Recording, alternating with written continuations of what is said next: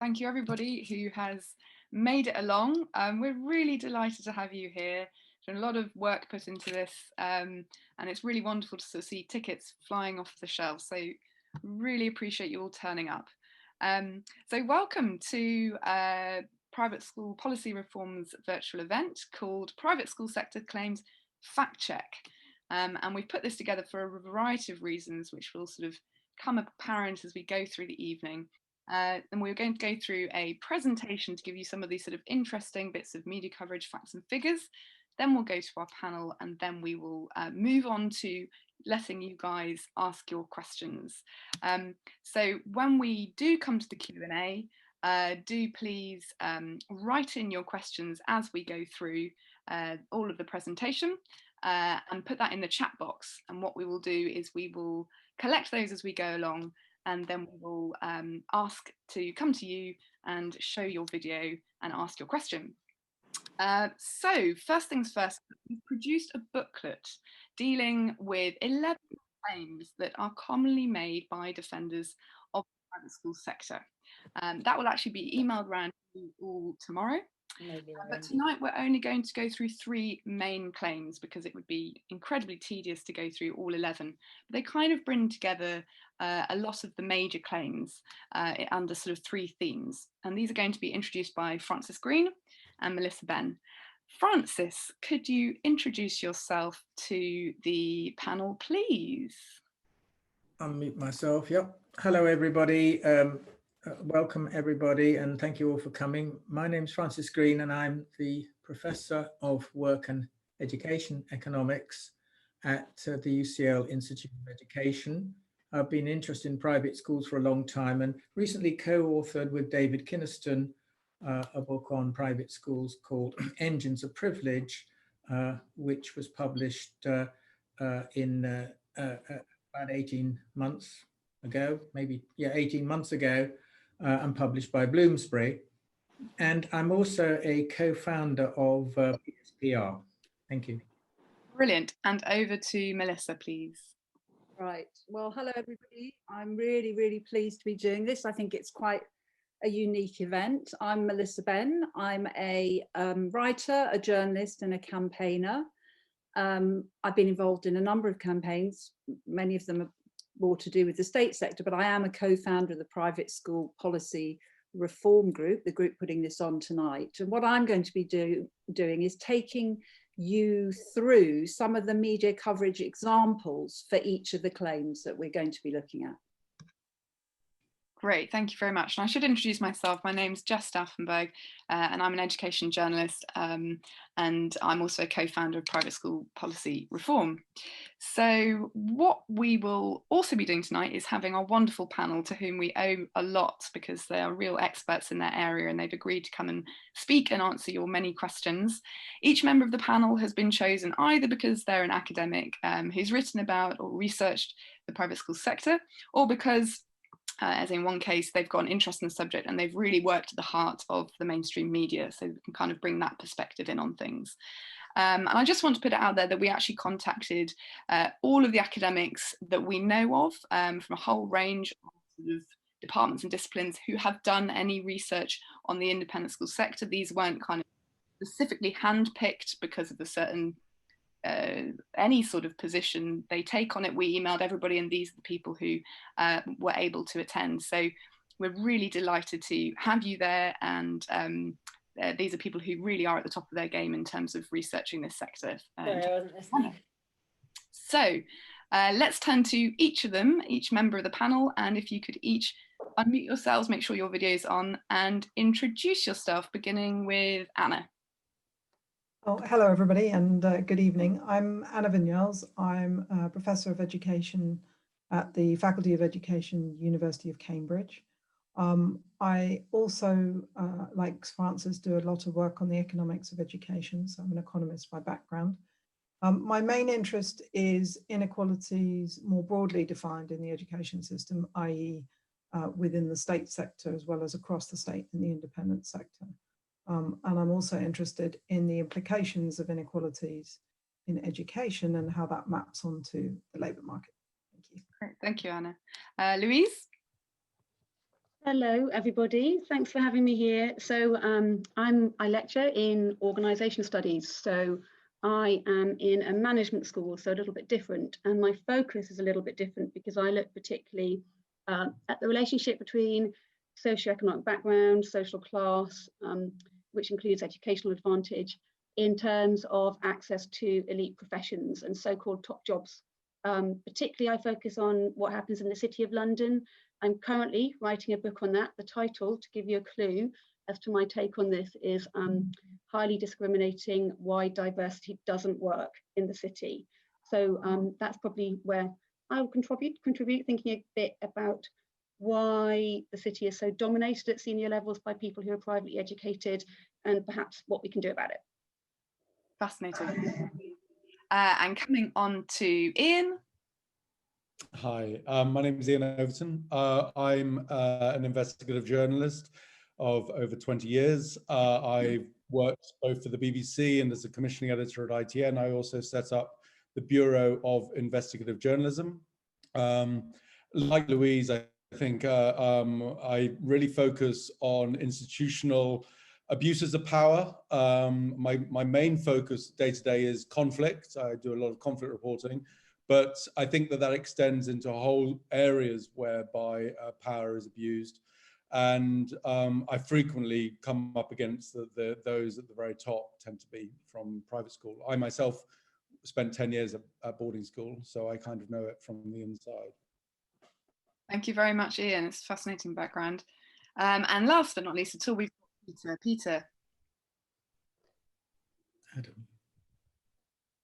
Hi, I'm Adam Swift, and I am a professor of political theory at UCL, in the politics department at UCL.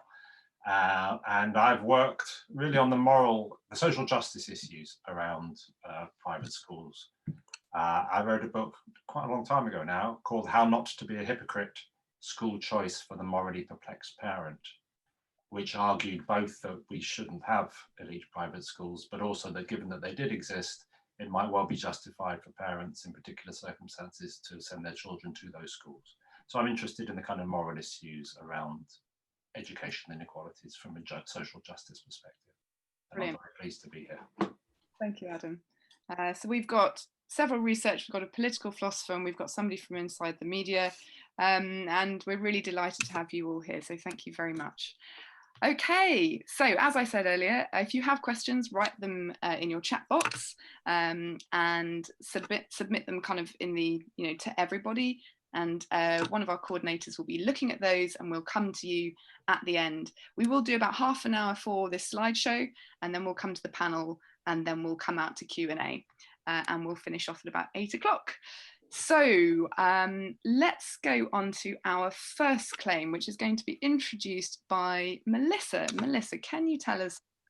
Right, well, first of all, again, thanks. It's great to be doing this. I think it's the first time I've ever been involved in anything like this. And what we're going to do is look in closer detail at some of the more common claims made about the private school sector, and then just test their veracity. So we decided to put the fact check document together after being greatly struck at some of the common claims circulating about private education, particularly over the past year and a half. That was what got me interested, because it was an unusual year in that two separate and quite different, actually, campaign organisations were set up. And this was after a long period of quiescence around the issue politically, but it became quite a febrile year, and I started to monitor press coverage and was very interested in it, and noticed that many of these claims just kept coming back, and I think many of them were being put forward by the private school sector and picked up by the media,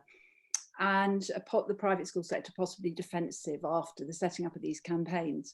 Now, obviously we can't, and we're not going to go through all 11 claims tonight, but what we want to do is take three main areas, grouping together some of the sector claims, and the way we'll organise our short three-part presentation is as follows. I'll describe just what the basic sector claim and or associated media claim is, and then just bring up a couple of examples of headlines in newspaper articles in which those claims are made. And I have to say that I could have found many, many more. I have here a sheaf of of the same claims made, you know, across the years. So it's not, when you see just two, there is a hinterland, if that's the right way to put it. And then after I've done that, Francis will take us through the evidence, illustrating the degree to which the claim or claims in question are actually true. So let's go to the first of the three claims we're going to look at today. And the first one conflates two of our 11 claims in the booklet, and that's the claim of diversity and sacrifice. And so the first one about diversity, can we have the slide up, please, which is a good example. This is an independent Schools Council census report in 2015. As I say, I found others actually before and after that, but the ISC member schools comprise a large majority of private schools at all levels. And just written in this report and highlighted here is ISC pupils come from a wide range of socio-economic backgrounds, from pupils with the most affluent parents to pupils from the most financially disadvantaged families, and then goes on to talk about bursaries. And then if we could have the second slide, please, which is, this is from an opinion piece, something very different, written by a deputy head teacher in the private school sector that appeared in the Times Education Supplement. And this private school leader points to the proportion of pupils who get fees assistance to show how the sector, in quote, are not typically eaten like, but they educate young people from a huge range of backgrounds and with very diverse needs. So that's the first claim, which is about that there's more diversity than many people would think. But as part of this projection of private schools as representative of the nation is a subsidiary narrative. And this is our sector claim too in the booklet, that the idea that many parents, maybe even the majority of parents, have made considerable sacrifices and lost out materially in order to send their children to private schools. And again, here are two fairly typical examples of comment in the press on this issue. The first, if we can have the slide up, is from an interview. No, we need, okay, yes, that's right. This is from an interview in the New Statesman with a private school head teacher. And the quote is, "That's the irony. Many parents are just ordinary people who value education over everything else, making big sacrifices." And the second example, if we can have the slide up, is from a piece in the Scotsman by Murdo Fraser in August 2019. And it's, the quote here is, "Many of the parents who choose to send their children to an independent school do so at considerable personal sacrifice, foregoing expensive holidays or new cars." So that's our first set of claims that we're looking at. Excellent. Thank you very much, Melissa. So we're now going to go to Francis and talk about these claims. Francis. Thanks very much, Melissa and Jess. Well, first, let's look at the claim about social diversity. Have we got the first diagram up, please? Is that coming up yet? Yep, one moment. Thank you. So, right, this is a picture of private school attendance at different rungs of the income ladder. It is computed from data in the official Family Resources Survey, which is a regular survey used to provide the information behind many government policies. It is clear that participation in private schooling is concentrated among high-income families in the top 20% or so. Half of private school children, in fact, come from families in the top 10% of the income ladder, and that was the same in the 1990s as it has been in the 21st century.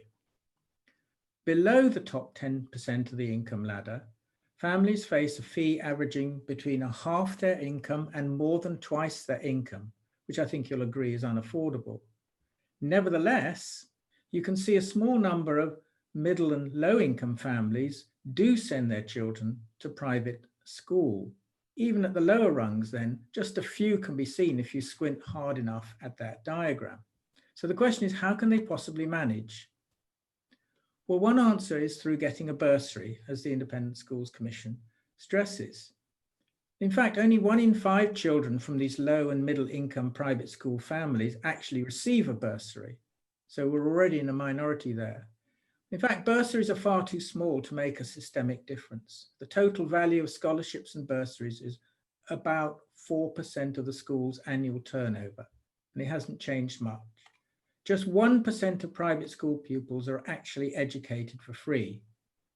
So even though we do know that a number of secondary private schools have been trying to increase the number of bursaries they offer, and good on them, the overall picture has changed only very little from the early 2000s until the present. So the main answer rather is that the private school families below the top 10% of incomes pay the fees using their family wealth, either through their own savings or just as likely the bank of assorted grandparents and benevolent aunts and uncles. Of course, this helps to keep the attendance exclusive to those with sufficient family wealth. What then about the sacrifice claim? Well, to look at this evidence, I compare how much private school and state school families spend on holidays and restaurant meals, taking these as my examples of luxuries. This table is computed using data from another of the government surveys. The table looks at, can we have the next table up, Jess? Is that up yet? Yep. Thank you. The table looks at families in the middle income range only. Remember that for the moment, the middle income range. So we're comparing private school families with state school families in the middle income range. It shows that the private school family spending more, not less, on these luxuries. £179 per week in the private school families, £136 per week in the state school families. How come? How is that possible, you might ask? Well, again, it's because they have more family wealth to spend on both private school fees and some luxuries. And we should note that this, of course, is a conservative comparison because most private school families are actually not from the middle income ranges, they're from the high income ranges and therefore can spend much more than the middle income families. Finally, I should just state that we must, of course, remember that all these figures are averages, just that, and there are always exceptions to the average.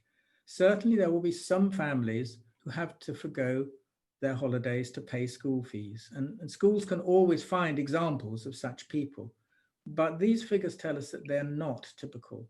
I could not find any evidence of sacrifice on average. Thanks. Okay, thank you very much, Francis. That's really fascinating. So that's our first claim.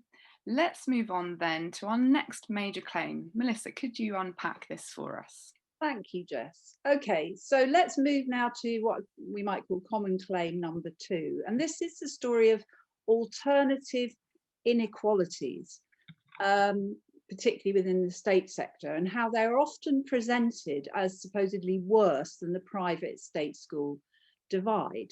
So let's go straight to a quite typical headline, if we can have that up.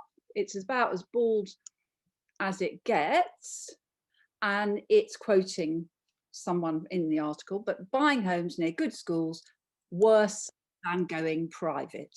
And in the article, that was quoting the chief executive of the Independent Association of Prep Schools. And this kind of claim is often made when a defender of private schools wishes to point out that there are other forms of educational inequality in Britain. And then that sets the whole thing up as a sort of morality competition between choosing to pay fees or, in some cases, choosing to move house to gain advantage from inequalities within state education.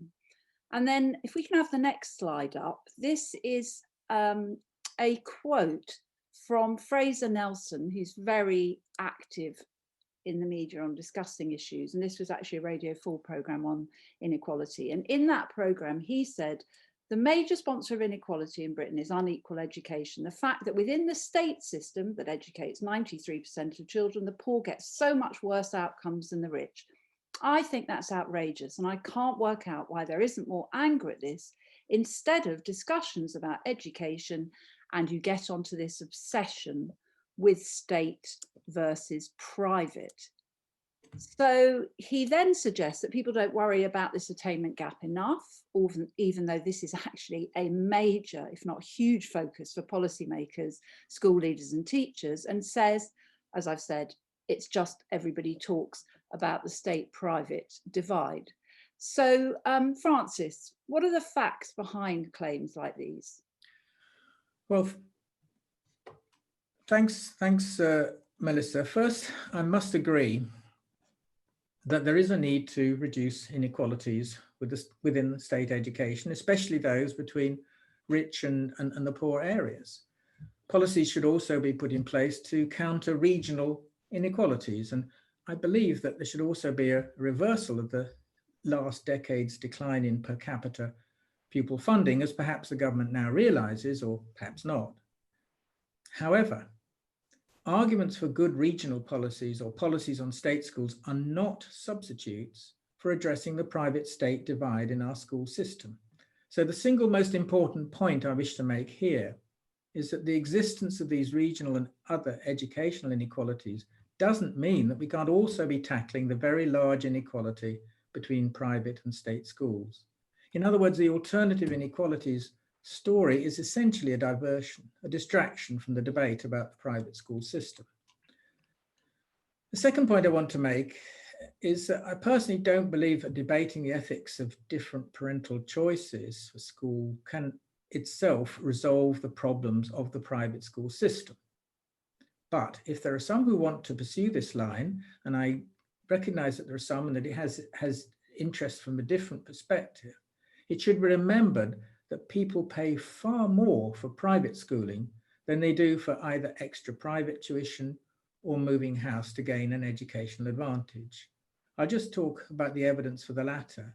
There's very good evidence from the LSE in 2007, which shows that if you move from an area with an average performing school to a similar area with a high performing school, and I stress a similar area, you will see a 3% increase in the price you must pay for a house on average, a 3% increase.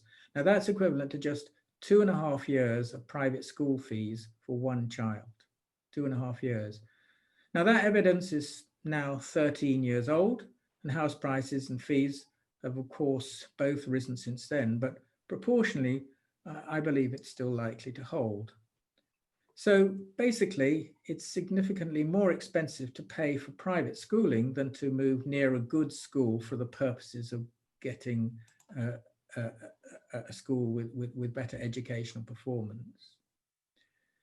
In any case, the differences between state schools in terms of resources, which derive from government funding formulae and so on, are absolutely minuscule, minor, unobservable hardly when compared with the average gap between the private and state school system in per capita funding, which is roughly a factor of 300% and more.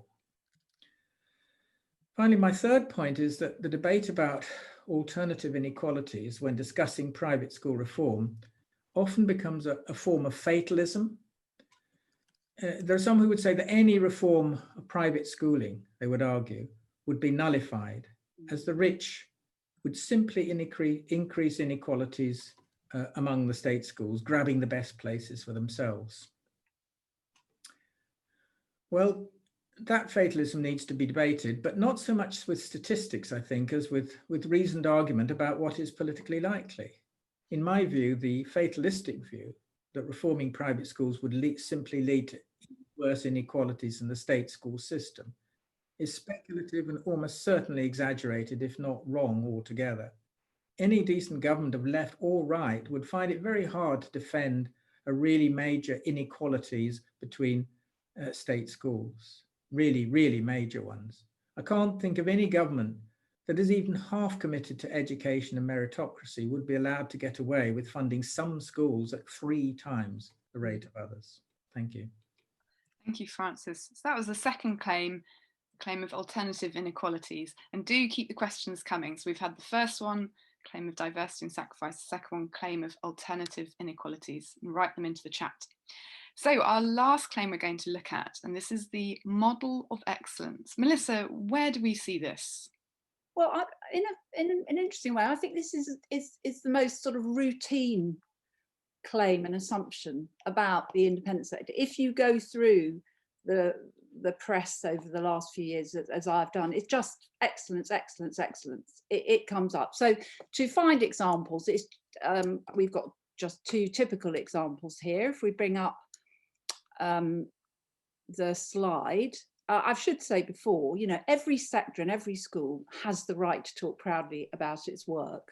But I think we need to look more closely at actually what is behind the results that the sector achieves and that allow them to claim excellence. So here's the first example. This is from the Independent School Council's own website, and first line, independent schools provide excellence. And if we go to the second slide, this is actually a news article from The Guardian, where the head of Eton, I'm only identifying because it's pretty clear from the headline who he is, he admits that the school system as a whole is unequal, but he says, and this is again a very, very common claim when there's any kind of talk of reform, abolishing excellence is not the answer. So Francis, over to you to dissect this kind of assumption and claim in more detail. Thanks, Melissa. Well, so here, what we see here is one of those shaky claims that often contain an element of truth.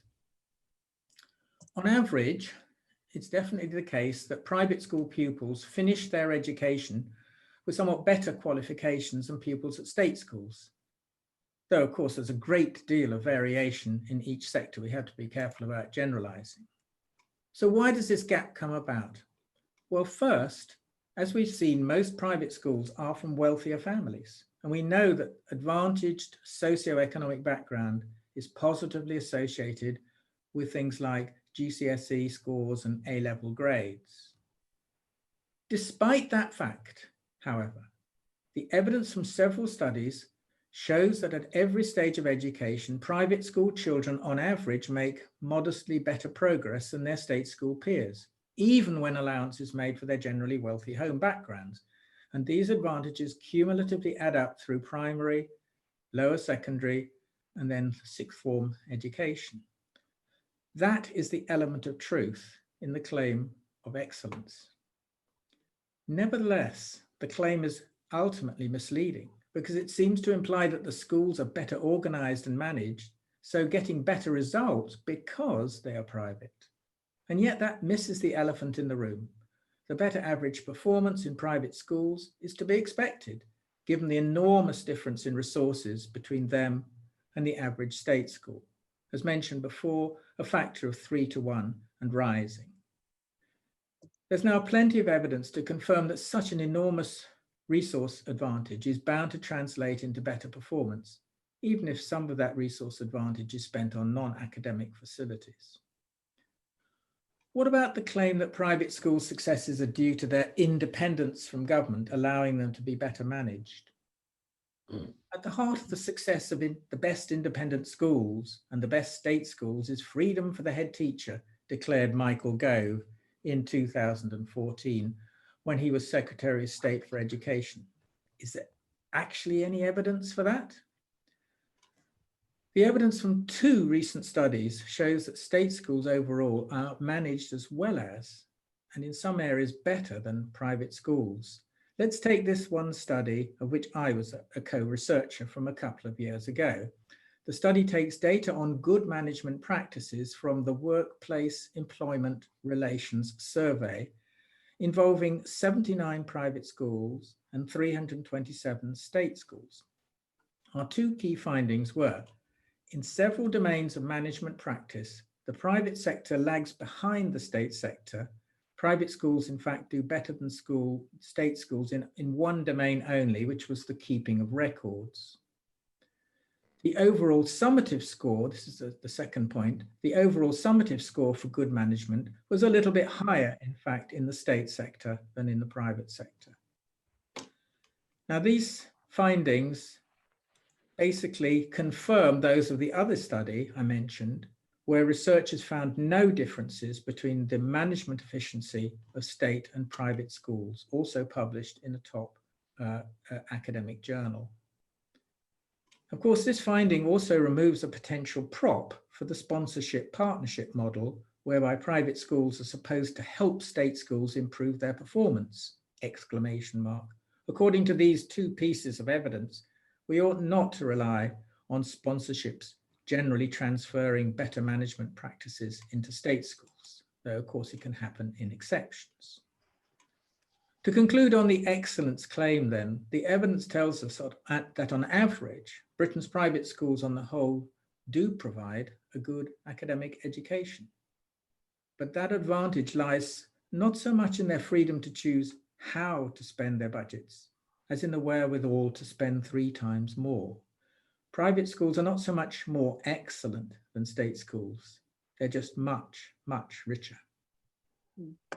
So that's on that. But before I close, I'd like to note that these are only some of the claims uncovered in the media in recent years. And as Melissa said, there are 11 claims altogether. And these are discussed in the report, which PSPR is publishing tomorrow morning. I'll just list what these other ones are. First claim, partnerships are significantly mitigating the gap between private and state education. Second claim, private schools have a large impact on economic growth. Then there are several claims about reform and reformers. It is said that it's unfair if universities were to favour disadvantaged applicants. Reform will be prohibitively expensive for the government. Reformers are vindictive, only wishing to damage education. Reformers do not care about the effects on private school children or private school teachers. Reformers are only building on the base motive of envy. Well, sadly, there's been no time for us to go into these other claims, but of course we can also talk about any of them in the time we have left for discussion after we've heard from our panel. Thank you very much. Thank you, Francis and Melissa. You make a wonderful tag team. It's really, really interesting. So we're now going to go to the panel who have sort of done research in various areas across this or have particular thoughts to add in. So first of all, I'm going to go to Anna, who is Professor at Cambridge University in the Faculty of Education. So Anna, we know that you've done some research around alternative inequalities in the private school sector, our sort of second claim theme. What is there that you would, if anything, like to add in terms of what Francis has been talking about there that our audience might want to think about? So, whilst I don't disagree with the evidence that Francis has presented, I probably interpret it in a somewhat different way, given my focus on inequalities within the state system. I mean, first of all, inequalities within the state system are acute.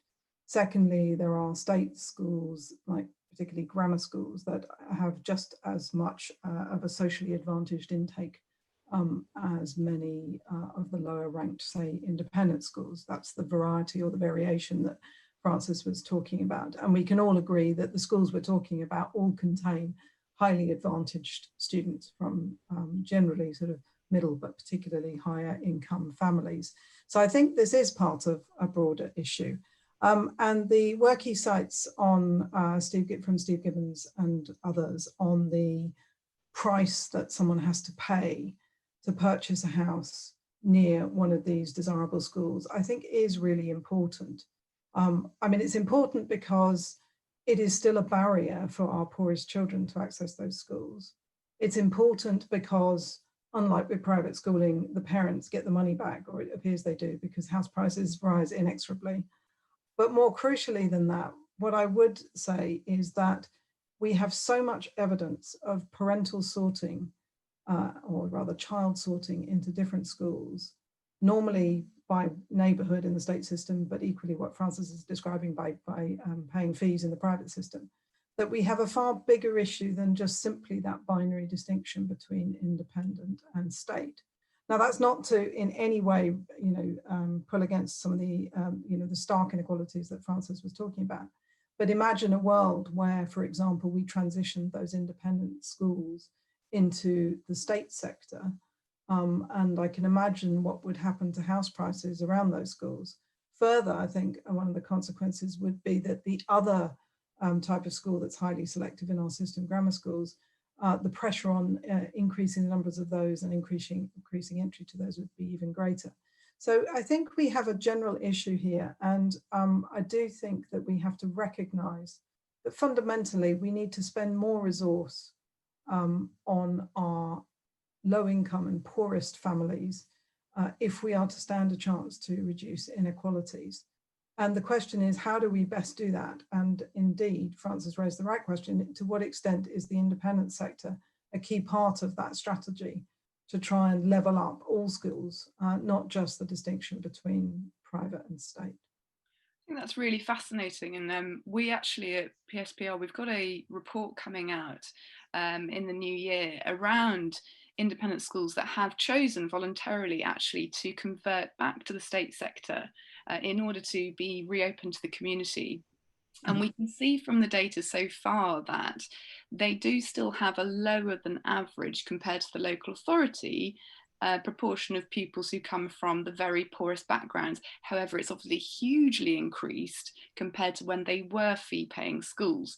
So one head teacher, I recall saying at one of these schools that's converted, said, I've now got children who are looked after children who've come through the young offenders route, children with very troubled backgrounds kicked out from other schools. We would never have had any of those children before, which he sees as a huge win as a school, having scrapped the fees. However, it's still the case that he has a lower proportion of free school meals pupils than the area. So is your concern, Anna, that you know, if more independent schools, private schools were to join the state sector, let's say in a sort of radical reform situation, all of them were to, we would then need a whole new set of policies to start to even out those inequalities. What might that actually look like? How could we possibly do that to even out? Is this a sort of quite extreme admissions policy that we need to start to be considering on top of private school reform? Yeah, so that's the right question. I mean, the question is also about short-term and long-term effects from all this. The schools you've described switching into the state sector, many of them were not the schools that some of our panel members will be describing in a moment, right? So these are not the sort of elite independent schools. And indeed, many of them have switched into the state sector precisely because otherwise they would struggle to survive. So it doesn't come as a great surprise that, you know, yes, of course they would get more diverse, but it's possibly not the same schools we're talking about. The other thing is, you know, when schools switch into the state sector, of course there'd be a benefit because they would be, they'd have to adhere to the admissions code. So you cannot exclude students who live next door who had, you know, came from low income backgrounds. What I'm suggesting to you is that over time, what we see is parents sorting by neighbourhood so that their children can go to schools. And the question is, you know, are they good schools? Well, there's certainly good schools with high GCSE scores, and there's certainly schools with very advantaged intakes. And so I'm saying it's not a solution in and of itself. And you're quite right to ask what would a solution be? And admissions and radical admissions is indeed probably the only way that we would get social mixing in schools. But if we turn to the US, where funding in schools is actually determined by your local property tax, we see the most extreme and most egregious sort of form of sort of social selection into neighborhood mapping onto school quality. We don't have that here. We have actually, on average, higher levels of funding for more deprived schools. But nonetheless, I still think there's a lot of work to do around that, which is to think, what is it that we need to invest in order to be sure that every pupil is getting at least a minimum, and what does that level of resourcing look like? And I totally agree with the point that Francis has made, which is when we've seen, you know, year-on-year real declines in per pupil funding, we should be extremely concerned about what that will be doing across the system. And I guess that's what I'm saying is, you know, the independent school issue is on top of that, but it's certainly not going to cut away from that issue. Absolutely. I think sort of there's that point, isn't there, that on average, if you go to a private school, an independent school, you're going to be resourced at 3 times the amount. So there are those inequalities in the state school sector. you've got that 3 times amount resource, which is sort of Francis's point around kind of improving your grades. But yeah, so it's a really interesting one.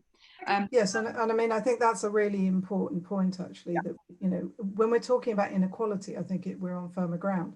But if we think about what we would do if we switched all the independent schools into the state sector, obviously the first thing that would happen is they'd be funded at a level that's more like the average of the state sector. So in other words, as a nation, we'd be spending an awful lot less on education than we do now.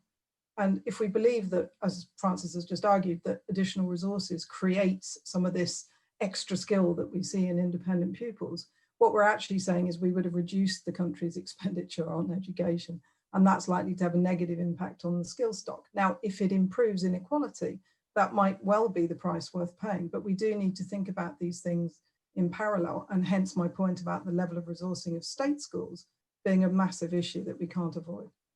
Great. I'm actually going to move us on to questions, and then we can all sort of just ask the panel and other things the panel were going to say can kind of come in. So taking one of the ones along here, if we could spotlight onto, just bear with me. Lucy has a question about intake by ability, Lucy Robertson. If we can spotlight onto Lucy, if you're happy with that, Lucy, and you can either take your video off or keep it on, take it on, or yeah, keep it on, and unmute yourself, Lucy. Are you there? Oh yeah, I am here. Thought that was an interesting question, Lucy. Do you want to ask about yeah? Well, I was just wondering, you know, to what extent this the excellence and the difference in outcomes is to do with the fact that they're more selective in the first place. Who would like to take that on the panel? Francis? Yeah, I'll answer that question. It obviously in some schools it is very important, but only about half the independent schools are actually academically selective. The sector as a whole, it's difficult to say exactly how selective they are, but generally speaking, if a child is not getting into one school because they don't meet the one private school because of the academically demanding entrance, common entrance or whatever it is, then they're still able to go to another private school, which will also do well by them. So we have to look at the sector as a whole. The sector as a whole is not specifically selecting academically gifted people. It's selecting families who are financially endowed families. Got it. Iain, you wanted to say something, then we'll come to Adam. Yeah. So actually, this goes to the very heart of one of the things I try to pitch for a number of months and even years now. So I did a sort of an analysis of people at the very top of British society, and I found that not only is our Prime Minister, but our past Prime Minister Cameron, not only is the head of the Church of England, but also the head of the army, as well as the head of the House of Commons, as well as a law lord and a previous law lord, as well as our future king, as well as Q in MI6, and over a dozen ambassadors and or sub-ambassadors, deputy ambassadors, as well as the editor of the Daily Mail, all went to just one school, Eton. Now, if that previous question, which I understand where you're coming from, Lucy, suggests that somehow Eton has the most remarkable entry scheme where it really identifies who are the great leaders of the institutions of this country, then that's all praise to Eton's recruitment scheme. But I would read it the other way, that Eton provides a self-confidence, a form of networking, a self-belief that all leads towards these ability to attain what are the central pillars of British society. The intriguing element is when going back to why some of this great data that your experts have pulled together, why does this not come to the fore? Why does the media articulate a different viewpoint? I think goes in respect as to why this story on Eton is never been made into a documentary nor into a major report. I took it to the BBC and they said they didn't want to shake up class war too much and they wanted to show proof of cause and effect. The Guardian said there would be no public interest in this story, strangely. And Channel 4 said that those educated privately constitute too small a group in society for this story to be of relevance to anyone. And it's of all my times as an investigative journalist, as somebody who's placed lots of stories and I've worked on dispatches and panoramas, etc. This is one story I just cannot understand why it can't be placed. I mean, I understand why it doesn't get placed because of it's basically the elephant in the room that nobody wants to talk about. But I think that it's so normalized that we don't see how egregious it is. And we begin to address, as the question seems to suggest in a way, even though I think it's a good question, it seems to suggest that somehow this is all innate ability and the rise to the top is from birth, which would be arguably a conservative ideal of human nature. Thank you. It's a really interesting point there, Iain, and I think one of the claims which perhaps we haven't touched on today is I have been at events where independent school sector heads have said, you know what, this just doesn't keep parents up at night. The private school state school thing, i.e. the same sort of thing that Iain's saying there, it's just not a story. However, Francis, could you just tell us a little bit about that populace poll? And then I'm going to go over to Adam, because you commissioned a populace poll. What was the results of that? Right. Yes. Well, David and I, when we were writing our book, Engines of Privilege, we decided to see whether the general public vaguely agreed. And we commissioned this populace poll asking a representative sample of people across all of the United Kingdom, whether they thought that the system of, I can't remember exactly how we phrased the question, but we asked people whether or not they agreed with the statement that it is unfair that money determines who goes to these schools. And broadly speaking, the results were something like 63% said that it was agreed with it, that it was unfair. Most of those thought very strongly that it was unfair. And there were about 19 or 20% who took the opposite view, and then quite a few in the middle who were kind of indifferent or didn't know what they thought about it, probably didn't know very much about private schools. But a very clear majority, in electoral terms, it would be a landslide, that seemed to agree that it was extremely unfair. I have to say that the populace poll went on to ask about some solutions, and there was more, should we say, lack of agreement, or people were far less sure about what the potential solutions were, but they were all agreed, or at least the majority were agreed that it was unfair. Yeah, which makes it interesting, this idea in the media that there isn't a sort of story to be answered for the public there. We'll come across to Adam about excellence, Adam, and then I'm going to take a few more questions. Yes, thanks, Jess. Yeah, I just wanted to say something about the excellence defence. I think there's a little bit more to be said for it than Francis suggested, because the way he interpreted their claim, the independent schools claim, was that, as it were, they were excellent because they were independent schools. And I don't think that's their thought.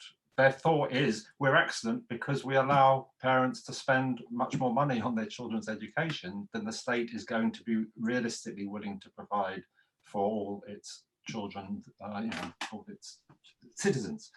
So it's a much cruder claim. It's a kind of a version of the levelling down objection. It says, look, if you don't allow people to spend this kind of money on their children's education, then there is a kind of elite education that will not be available to children, and that would be a loss.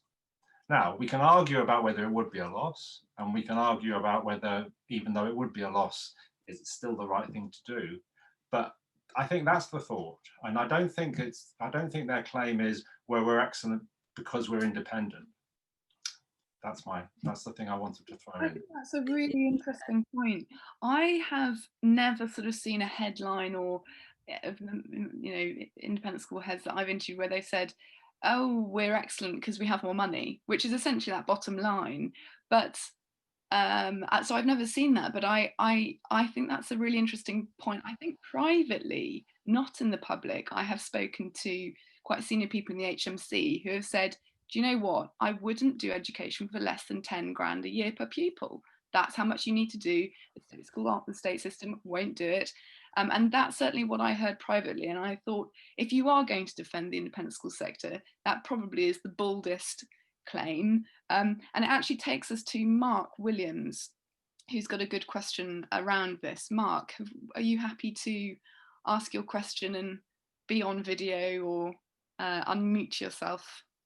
I'll unmute. I won't go on video if you don't mind, but yes. Okay. So my question was, it's a very crude one really, but if I can just find it. Yeah, I mean, basically my contention is, it was very interesting. I was very pleased to see that we had a figure for the average price per head in the independent sector, which is at approximately £14,000.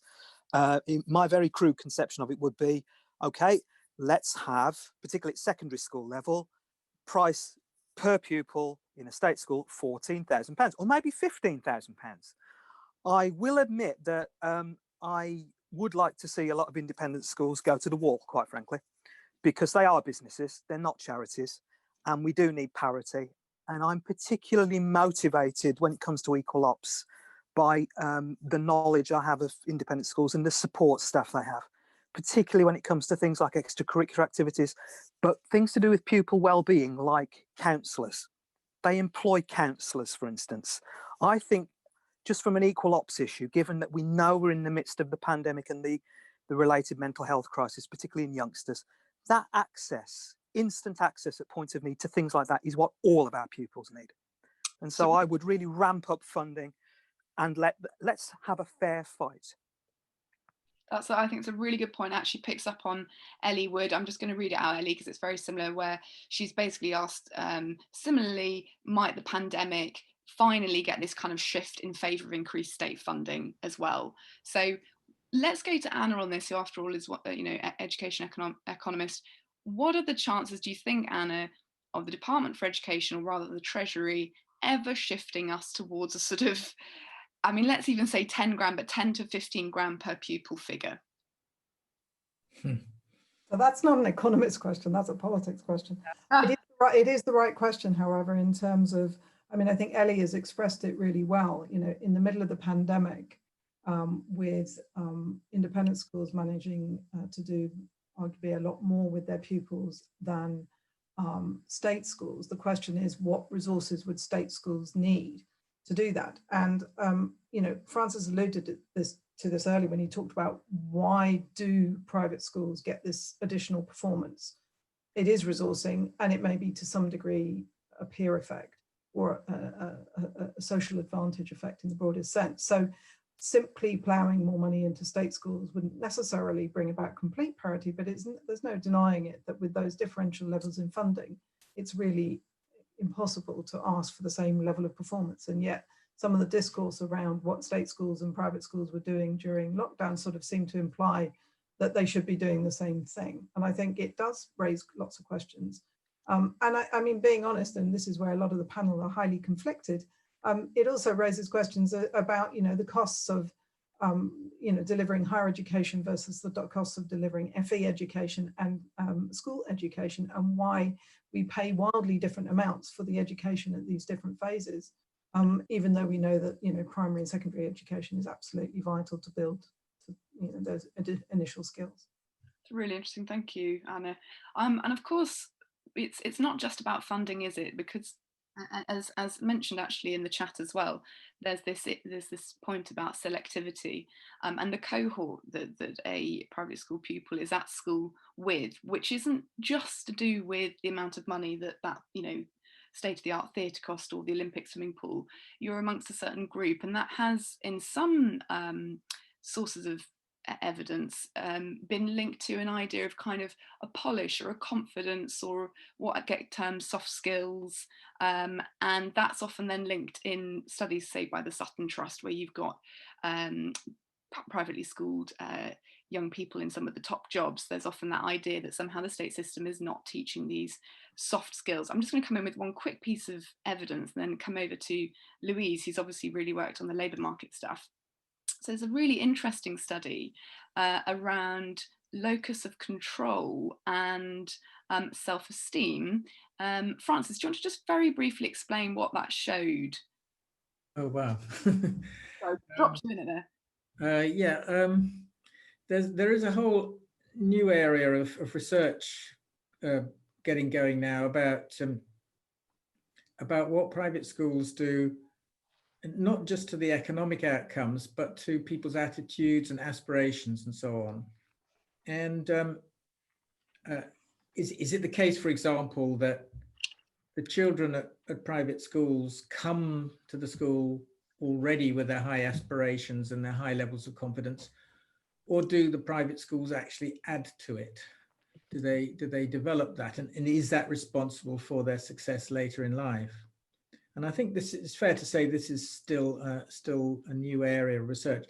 But briefly, we found that in terms of the self-esteem, it made no difference being at a private school, but most wealthy people, children from wealthy families, had their higher levels of self-esteem.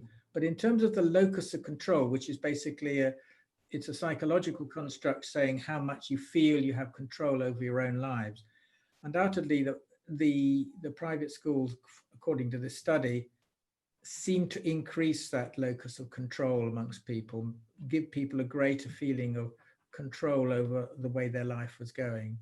That's really summarizing as quickly as I could, Jess. Yeah, that's very good. And sorry, I'd really dropped you in it there, but there's that interesting point, isn't there, made about softer skills, confidence, you know, being able to sort of sit in an interview, and a lot of the accusations made against Boris Johnson, that it's that you've learned how to sort of guff. But there's this study which, in this study at least, shows that there is an increased sense of being in charge of your own life. So Louise, let's talk a little bit about the independent school sector in relation to the labour market. What do we see at the other end, after school, after qualification? Yes, so I've been listening and learning with great interest to a lot of what's been said and thinking about some of the points. So as I said at the beginning, I look at access to so-called top jobs, jobs in elite professions, jobs in the city. And very briefly, we know, and we have increasing amounts of evidence that those jobs continue to be heavily dominated, particularly in certain areas, particularly kind of client-facing, revenue-generating areas, by people who are educated privately. That doesn't seem to have changed over the last 30 years. In some places, it's got more pronounced rather than less. One of the interesting things in the city is the degree to which that conflicts with a myth of meritocracy, which they really thrive on, and they have to work very hard to manage that contradiction. And perhaps I'll come back to that in a minute. But just on this point of excellence that we've been talking about, and I think I'm picking up on something that Iain said here, it's really important to underline that when we're talking about excellence, we need to think about how that's defined, because what private schools do is not just academic excellence, it's not just about educational qualifications and credentials, it's everything else that they inculcate, particularly the kind of top public schools that are convertible into value in the labour market, that really have absolutely nothing to do with education. And those are often the things that give people accessing these so-called top jobs the advantage over others. They are often completely arbitrary things, like what you said, polish, confidence. I mean, confidence is a fascinating one, because one thing that I would always say about confidence is it's completely contextual. It's not an absolute trait. It's not something that we either have or we don't. What we do have is confidence to operate in particular environments. And what private schools offer their pupils is confidence to work in the kind of environments such as the city, where their skills that they develop, which are completely arbitrary, happen to be valued. So in that sense, it's obviously a little bit more complicated. In terms of how the city handles this very quickly, and because it goes back to some of what Francis was talking about, which I kind of call discursive contortions. So you have to manage this in the way that they talk about it in language. One way they do that is in the diversity agenda. So it's increasingly evident, there's more data showing that there's this completely unfair advantage for people who've been privately educated and more privileged people generally. But the way that that's tackled in the diversity agenda is to suggest that we can open up opportunities for people who are educated elsewhere, and we can do that without eroding the advantages that people who are privately educated have. So it's a sort of sleight of hand, because that's completely impossible. But that discussion is completely suppressed. We're not allowed to have it. It's very difficult to say that in the city. And that in itself is a power maneuver, if you like. I think it's really important. But one last thing I would say is we're talking about this today in terms of rationality. What's rational? What does the data tell us? What I would say is in the city, in top jobs and elsewhere, these debates do not take place on rational grounds. That's not where they're located. They're located in politics. no, they try to avoid that, but that is essentially what's happening. And I think that is a really important point. That's a really interesting point. In terms of I find that idea of the diversity agenda being basically, I mean, I don't know if false is the right word, but whatever word you want to use, really interesting. I've not heard that before. If there is a shutdown of that conversation of basically removing advantage as well as, you know, bumping up those who are disadvantaged, what solution would you come up with, Louise? If you could, you know, come up with a policy, what would be the way around that? For the diversity agenda? Yeah. Well, that's a big question. I mean, I don't think diversity agendas work. So I think the first thing we need to do is move away from talking about this problem in relation to diversity. Obviously, I think diversity matters. I don't think diversity as a process is the thing that will in any way solve it. But in some ways, I think that's the point, because in some ways, I think it's an ideological avoidance action, which is there to provide the impression of change, to enable the status quo, which is partly why these more political discussions are suppressed. So this is a little bit complicated. But I think at the much broader level, these problems, we suggest that we can address them at the point of access to elite organisations. But that will only have a very incremental impact. We know that diversity hasn't worked really in relation to gender, for example. It's probably even less likely in relation to social background or social class, because class is a signal for recruitment. Class matters in recruitment, even when firms deny that to be the case. So it's a really obvious answer and not an easy one, but really it relates to very significant changes in the way we run our society, in the way that we run our economy. And at one point I would just go back to, we were talking about choice just now and about unfairness and people's perceptions of unfairness. And I think one of the things that neoliberalism has done is allowed us to accept that there are significant unfairnesses, but believe that they should continue because we prioritise choice.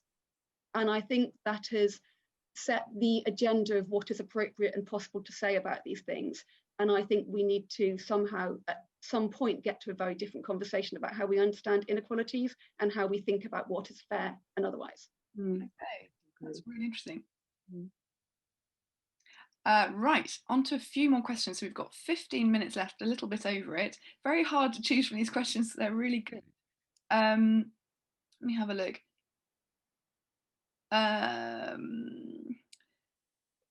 Stephen Longdon, you've had a few points which I think some are really worth bringing up. Do you want to concisely come up with a sort of concise question that you'd like to ask the panel? Because you've been making some really interesting comments. Stephen. Thank you, Jess. And can I just say what a great event this is? I'm really enjoying it, and the quality of the speakers and the quality of the information. And it's great because it's condensing so much of the thoughts and ideas that, you know, I've been mulling over the last 18 months since I was involved in the Labour Against Private School campaign. My question is, it's really responsive the discussion in the chat room, and it seems to me that a lot of work has already been done amongst campaigning groups, not least Comprehensive Future, around admissions policies. They produced an excellent model in 2018 of a fair admissions policy, which I know has been presented to a number of shadow education secretaries and possibly other parties, as far as I'm aware. So there are models out there. It's a question of political will. I certainly, as a teacher in state schools, just down the road from Manchester Grammar School, I teach at Chorlton High School, which is a stone's throw from the grammar school, or perhaps a little bit more than that. That issue is that's a private school, isn't it? That's a private school, and I teach at Chorlton High School, which is a state school. Yeah. The issues between the two schools in terms of this, you know, this huge funding difference is not lost on the students themselves. It's a point of almost daily conversation sometimes amongst students. You would be very surprised, as I have been on occasion. So, and they're very much aware of this funding difference. And you know, I do feel, you know, we do need to push forward in terms of a significant increase in the per pupil funding. we can afford it. As all political decisions, it's a question of priorities, and where we see as a nation we need to be investing in our country. And obviously most of us in this room, I'm sure, if not most of the nation, would agree our children, the future generations, is where we should be investing money. So what, you know, what better than increasing the per student funding available to state schools? So my question is, why not? Why are we, some of us are saying it shouldn't happen? I think it should happen. Why are we kind of, we talk about elephants in the room? For me, that is the big elephant in the room. Why would we not be pushing for that? Why would we not be doing?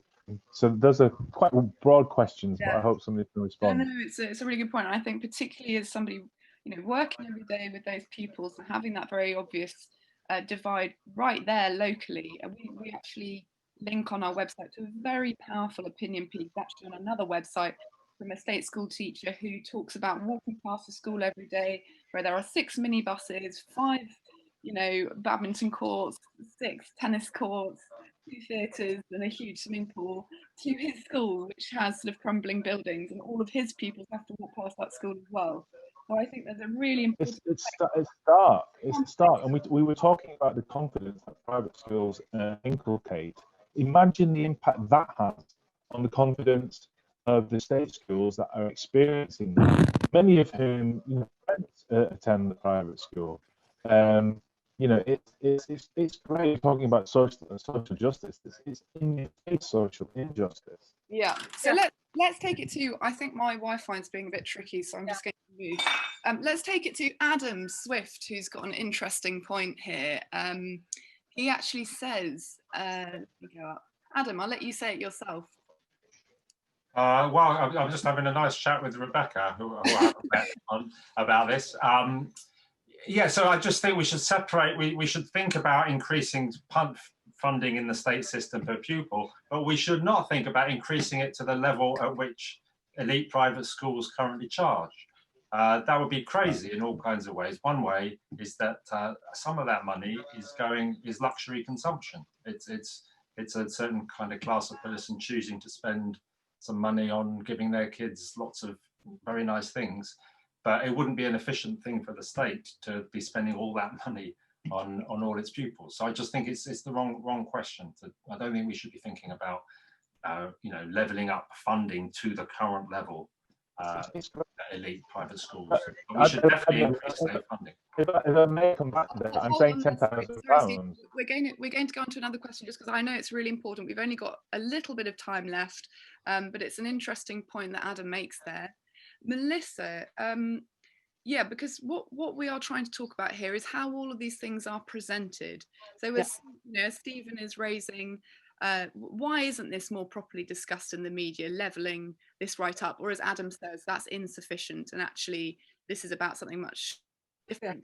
Well, I think what we have to do is separate what are the real knotty, difficult problems and the political decisions that need to be made from the way that they are presented in the media, which is partly what we're talking about today. So something I've just been aware of over many years. Here's just one small example.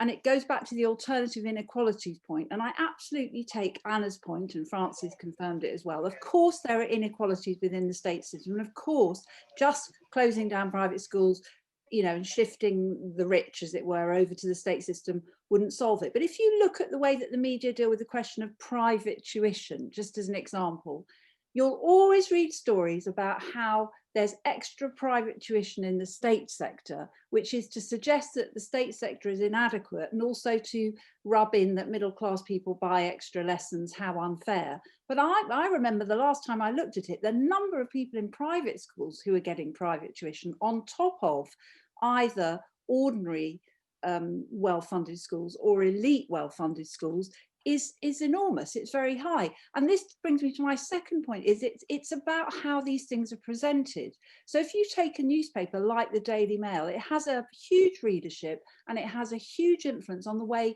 people think about these things. And if you ever read a story in the Daily Mail that touches on what Stephen Longden has mentioned, students who are at a crumbling state school walking past the 5 badminton whatever. I've never read a story like that ever.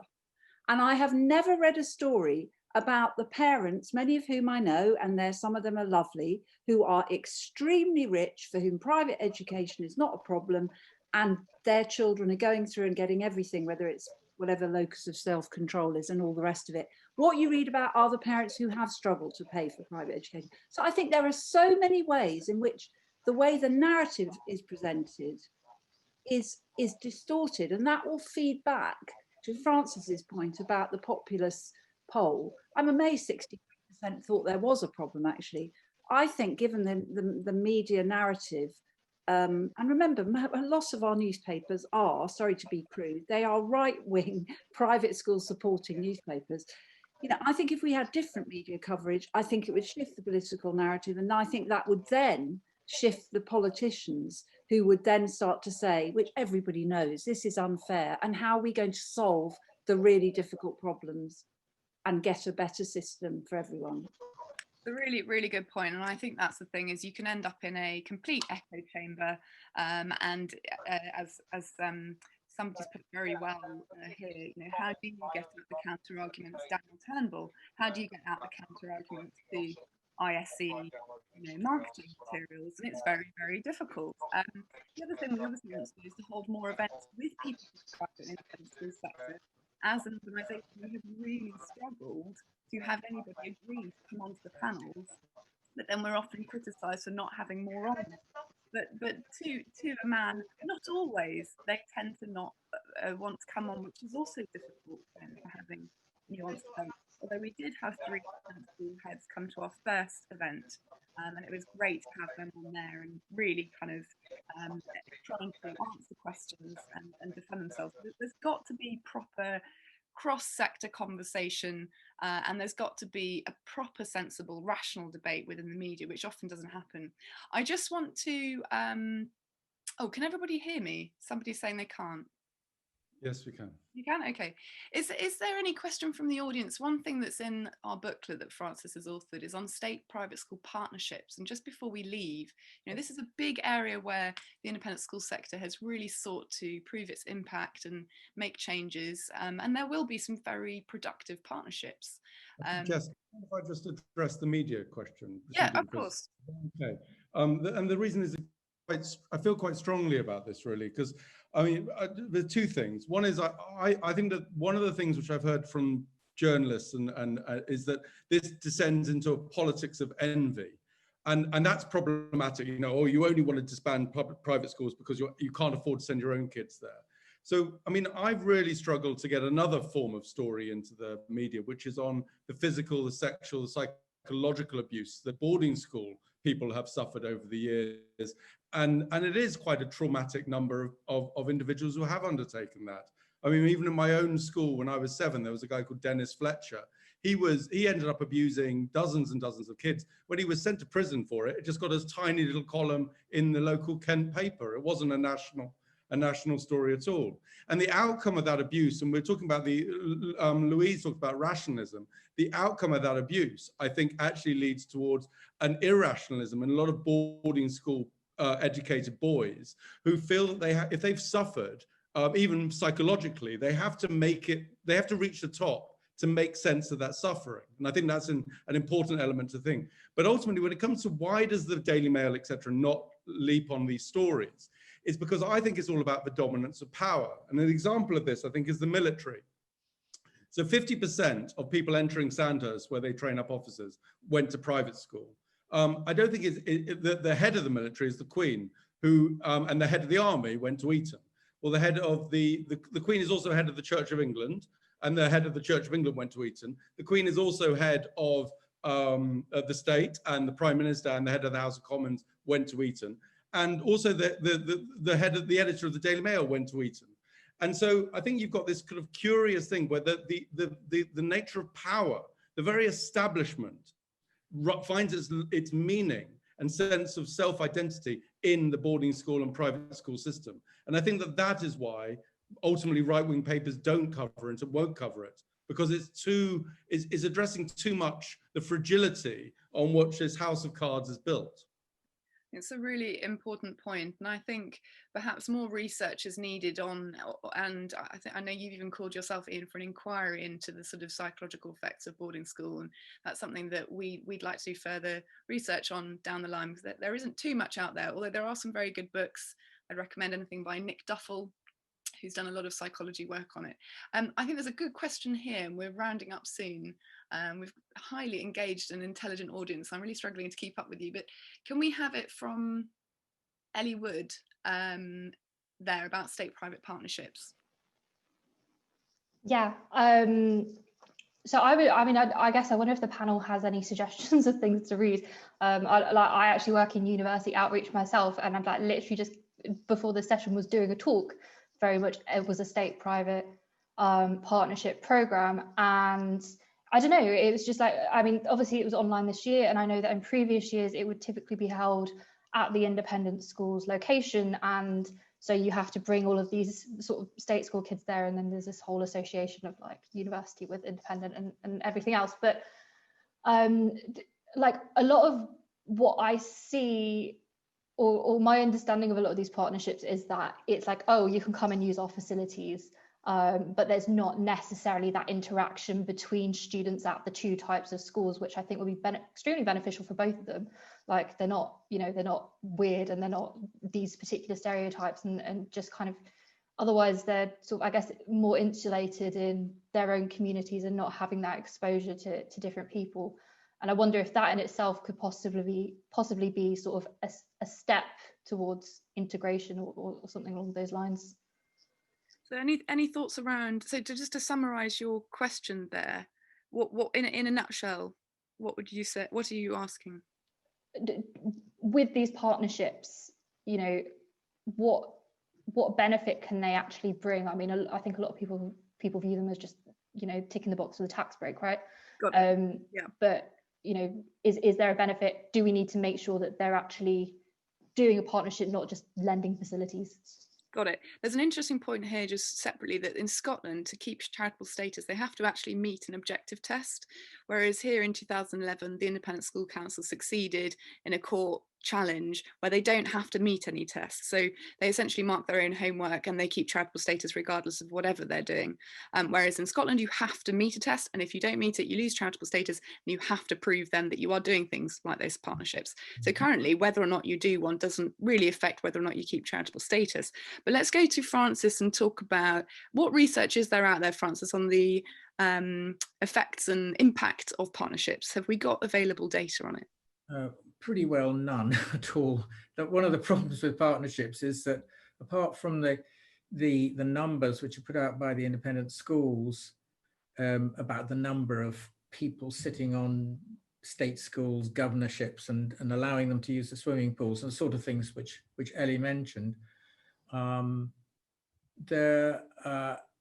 know, we know those numbers and there are a lot of them, but pretty well they're all fairly shallow like that. Now, there are some very good partnerships going on, and we discovered that we did a kind of qualitative study a few years ago where we went and talked to some schools, both sides of the divide, as it were, and we found some good things going on.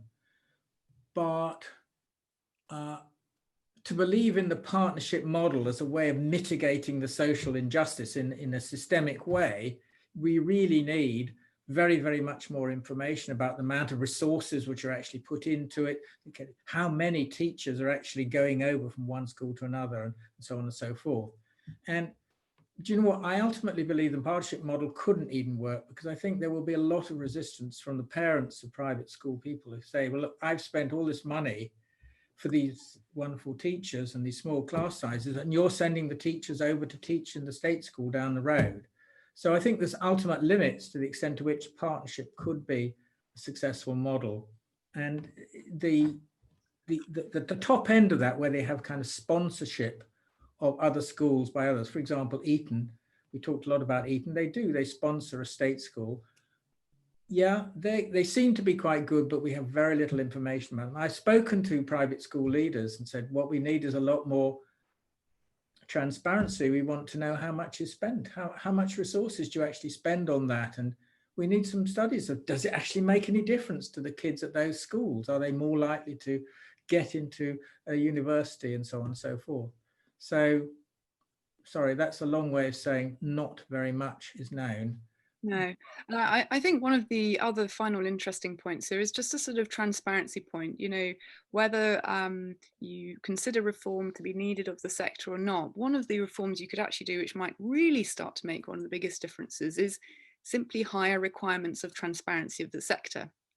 We don't even know what proportion exactly are graded good, outstanding, requires improvement, or inadequate by either the Independent Schools Inspectorate or Ofsted. So there's just sort of basic levels of data, and the same around partnerships. However, then there's the argument that it's a private sector, they're businesses, why should they have to? So it's all very complex. Anyway, thank you everybody very much. I mean, we could keep going by the sounds of it, but I think we should let everybody get on with their lives. And we did say that we would finish at 8 o'clock. But I really hope that the slideshow, some of the examples of media coverage from Melissa, some of Francis's evidence that he's dug out, and then some of the excellent contributions of the experts that we've got with us this evening have provided some food for thought. Do take some of the evidence out there and get the debate going. And we will email round to you as attendees exclusively tomorrow the report, but it will also go on the website. And if there's any particular thing that you want to sort of look back on, we'll also send round a link to the recording as well, if you're that sort of, you know, you really want to find out what somebody said. Thank you so much again, everybody.